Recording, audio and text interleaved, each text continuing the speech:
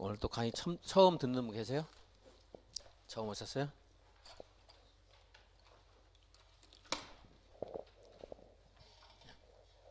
실례합니다만 IQ가 200 안 되시죠? IQ 200 안 되시죠? 아 그러면 모르는 게 많으니까 정상이다 이렇게 생각하셔야 돼요. 200 돼도 모르거든요. 그러니까 오늘 모르는 말이 많이 나올 거거든요. 그래서 들으면서 듣는 데까지 계속 듣고 그 색연필 드린 것은 나중에 책을 다시 볼 거예요. 그때 체크하시면 돼요. 보는데 자, 지구단위 보겠습니다. 100페이지 100페이지 지구단위 계획.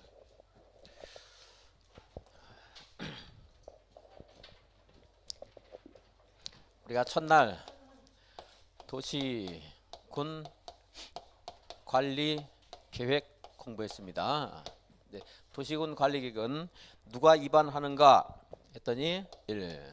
특별시장, 광역시장, 별별 시장, 군수. 이 사람도 위반하죠. 이들이 위반한다 그랬어요. 자꾸 한자 쓰는 것은 이건 이제 도시군 관리 계획은 자꾸 이 말이 많이 나옵니다. 그리고 얘만 하는 게 아니고 국가계획과 관련된다. 그럼 누가 위반할 수 있어요? 국가계획하면 국토교통부 장관, 국장. 만약에 도계획과 관련된다. 그럼 이제 도지사가 수립한 사업계획으로서 하는 말인데 제가 그냥 도계획 그럴게요. 도계획과 관련된다. 그럼 누가 위반할 수 있어요? 도지사. 위반할 수 있죠? 억지로 외우지 말고 자꾸 들으면서 이해하시면 이게 그냥 상식이 되는 거예요. 이제 외워야 되는 게 아니고. 그래서 이러한 절차를 밟아서 얘네들이 이제 결정을 해야 됩니다. 결정은 국장이 위반하는 것은 누가 결정하겠어요? 국장. 도지사가 위반하는 것은 도지사. 특광시장도 그들이 합니다. 그래서 국장, 시도지사 결정합니다. 기본 계획은 시장 군수가 전부 도지사에게 승인을 받아야 돼요. 먼 미래를 내다보는 인생 계획이기 때문에 자녀들은 부모에게 승인을 받아야 되는데 조금 단기 계획 같은 것들은 대학생 정도 되면 지가 결정해도 돼요. 그러니까 단기 결정의 관리 계획은 기본 계획은 장기 종합 계획이죠. 그러니까 시장 군수 다 승인. 여기는 누가 빠져나가요? 대학생. 대도시장은 자기가 결정한다. 그럽니다. 근데 도시군 관리 계획을 위반하고 결정할 것들이 용, 기, 시, 도 하는 게 있어요. 도시개발사업이나 정비사업은 도시개발법 정비법을 따로 공부하기 때문에 절차에서는 이제 안 물어봅니다. 더 이상. 이제 용도 지역을 정할 때 이렇게 이러한 절차를 밟아서 누가 결정해요? 국장, 시도의사, 대도시장이 결정한다. 용도 지구도 국장, 시도의사, 대도시장이 정한다. 용도 구역은 개발 제한 구역은 국장만 정한다. 이렇게 따로 공부했습니다. 그리고 기반시설, 이건 기반시설 설치, 정비, 개량이라는 사항인데 기반시설을 설치하거나 정비하거나 개량하려면 어떻게 해야 돼요? 이러한 과정을 밟아서 국장, 시도의사, 대도시장이 결정해 줍니다. 근데 오늘 이제 기반시설과 지구단위를 공부할 건데 지구단위 계획구역 그리고 지구단위 계획하는 것은 누구도 할 수 있어요. 이제 이거 내가 동네 사업이에요. 동네. 그러니까 대학생은 먼 곳에 제주도 여행은 지가 가지만 동네 돌아다니는 건 대학생 아니어도 할 수 있죠. 그러니까 지구단 동네 사업이니까 누구도 할 수 있어요? 시장, 군수 결정할 수 있다.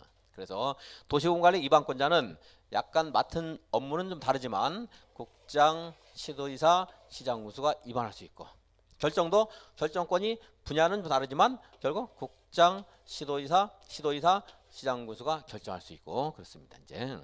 그래서 이렇게 시장 군수도 지구단위 계획구역은 결정할 수 있습니다. 지구단위 계획구역이 뭐냐 도대체 여기에 우리가 용도 지역이나 용도 지구나 용도 구역을 공부했습니다. 이게 왜 공부한 거예요?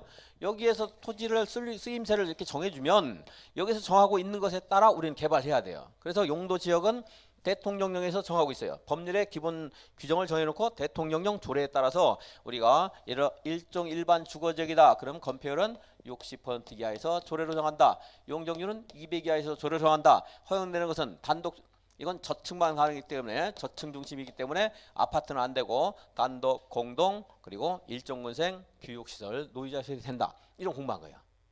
물론 지자체마다 좀 다를 수 있는데 근데 이거를 다시 용도지구를 정해서 내용을 비틀어 볼 수가 있죠. 용도지구를 정하면 뭘로 규제를 해야 되는지 조례가 행위를 규제할 수 있어요. 이제. 다만 고도지구는 도시군 관리계획으로, 개발제한구역은 개발제한법으로 제한할 수 있습니다.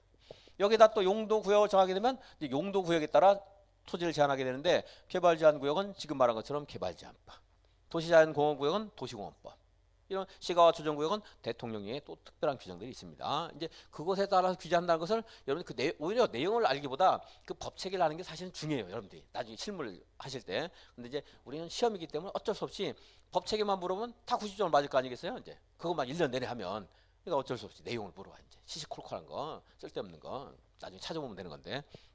네, 이런 체계는 또 알고서 공부하는 게 여러분들 이해할 때도 좀 도움이 되니까 자꾸 할 때마다 들으셔야 돼요. 몰라도 들어야 돼요. 까먹어도 들어야 되고 그렇습니다.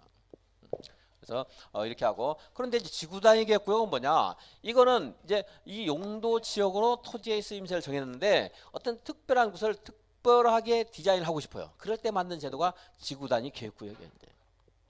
증정. 처음에는 보통 용도 지역을 대상으로 했지만 이런 것들이 생기고 나서는 여기에도 이제 지구단위 계획구역이 지정이 될 수가 있어요. 이제 어쨌든. 그럼 지구단위 계획구역을 여기다 이렇게 지정해 볼게요. 용도 지역에다가 지정을 하면 아까 건폐율, 용적률, 그리고 높이, 허용되는 건축물의 용도 하는 것들을 우리가 공부했잖아요. 그죠? 이걸 똑같이 하겠다는 거예요? 다르게 하겠다는 거예요? 다르게 하기 위해서 한 거잖아요. 다르게 디자인하기 위해서. 그럼 뭘로 다르게 하는 거예요? 이제 지구단위 계획으로 다르게 하는 거야. 그래서 지구단위 계획구역은 지구단위 계획이 적용되는 구역이고, 거꾸로 지구단위 계획은 좀 약간 순환 문법인 것 같긴 하지만 지구단위 계획구역에 적용되는 계획이고 그렇습니다. 그러니까 용어가 조금 사실은 약간 잘못된 면이 있어요. 이제. 네, 지구단위 계획구역. 그래서 이런 것도 단순하게 이렇게도 나와요. 시험에서 지구단위 계획구역에 들은 지구단위 계획에 맞게 건축물을 건축해야 된다. 맞는 말이죠. 이제 이해하면 너무 쉬운 거예요. 이런 것들이 이해를 하고 나면. 지구단위 계획구역에서 지구단위 계획이 없어요. 지금 현재. 그럼 어떻게 해야 돼요? 개발을 할 수 있어요? 없어요? 있어요. 용도지역 없어서 할 수 있는데 그럼 어떻게 해야 돼요? 특별법이 안 만들어지면 일반법에 따르면 돼요. 어디? 이거에 따르면 돼요. 여기 따르면 안 만들어져 있다면. 그래서 그 만들기 전에 공백 상태를 빌어서 개발이 무후죽순 되면 안 되기 때문에 지구단위 계획구역을 대상으로 해서 3년간 개발 행위 허가를 금지할 수가 있어요. 이제 2년 연장할 수 있고. 그런데 다음 주에 공부할 겁니다. 나중에 이제 하기로 하고. 자, 다시 지구단위 계획구역을 정하면 앞으로 여기서 공부한 걸 적용하는 게 아니고 뭐가 적용돼요? 지구단위 계획이 적용돼요. 그럼 지구단위 계획이 적용된다는 것은 지구단위 계획구역을 대상으로 하는 토지의 쓰임새를 지구단위 계획으로 정해준다 이 말이잖아요. 지구단위 계획에 뭐가 있어야 되겠어요?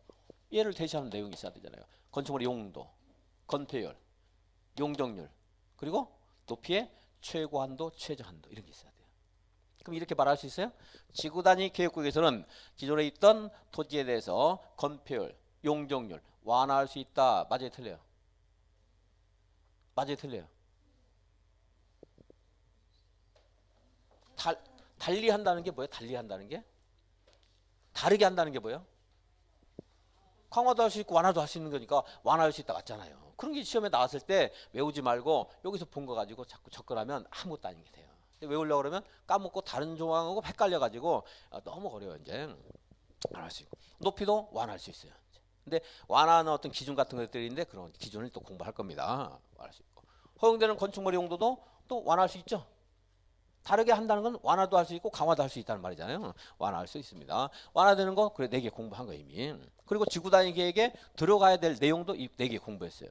지구단위 계획에는 여러 가지 내용이 들어갈 수 있는데 적어도 지구단위 계획구역에서의 건축물의 용도, 건폐율, 용적, 높이는 알려줘야 돼요. 그리고 보통 완화를 하기 때문에 완화했을 때 여러분들 제일 문제가 뭐예요? 사람에 대한 길이라든가 주차장 문제가 되겠죠? 일반적으로 뭐라고 해요? 기반시설에 관한 사항도 지구단위 계획에는 들어가 있어야 돼요. 전에는 반드시 그 말이 성립됐는데 지금 반드시 그러면 사실은 좀 틀린 말입니다. 저도 가끔 버릇처럼 꼭 반드시 그러는데 그건 틀린 말이에요. 사실은 그 부분은 좀 어려운 내용이 있는데 나중에 뭐 문제 풀면서 한번 언급을 해드리겠습니다.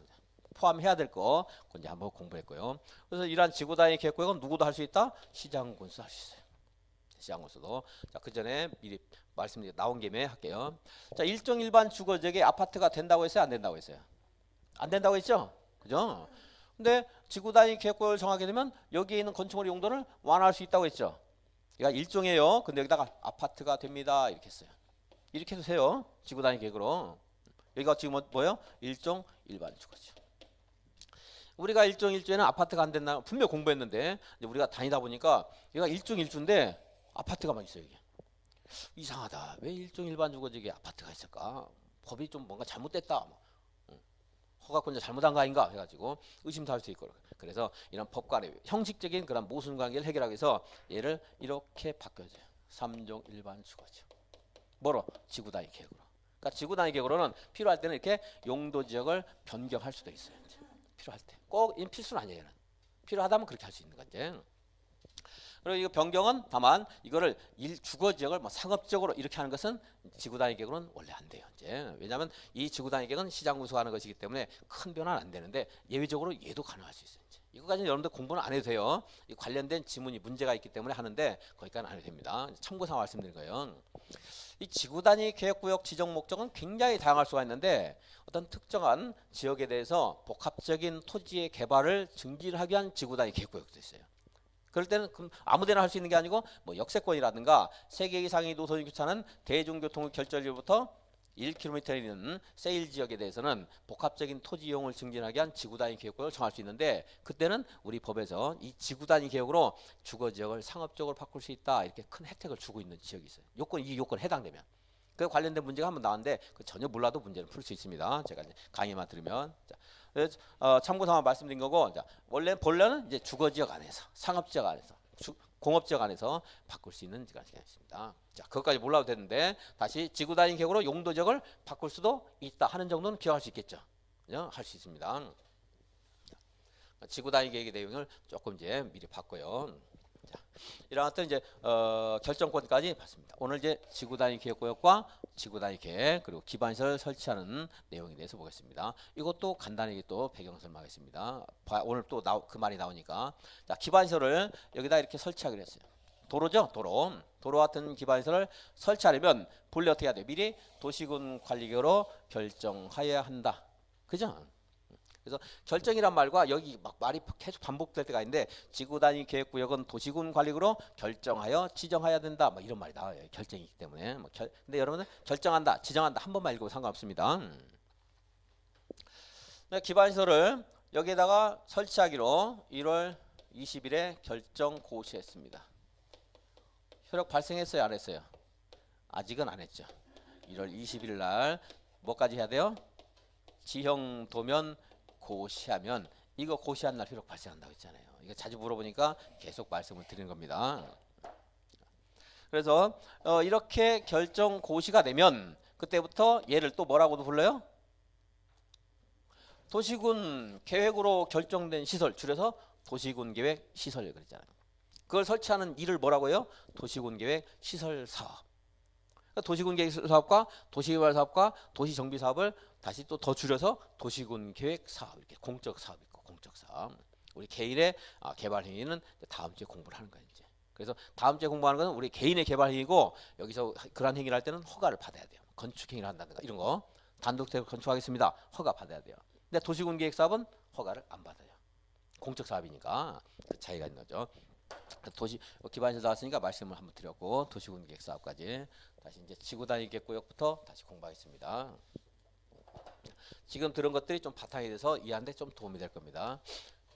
지구 단위 계획 구역 지정하게 되면 뭘 수립해요? 여기다가 지구 단위 계획 수립해서 여기에 있던 기존의 통제라고 했던 그런 제도를 뭐가 대신하는 거예요? 지구 단위 계획으로 대신합니다.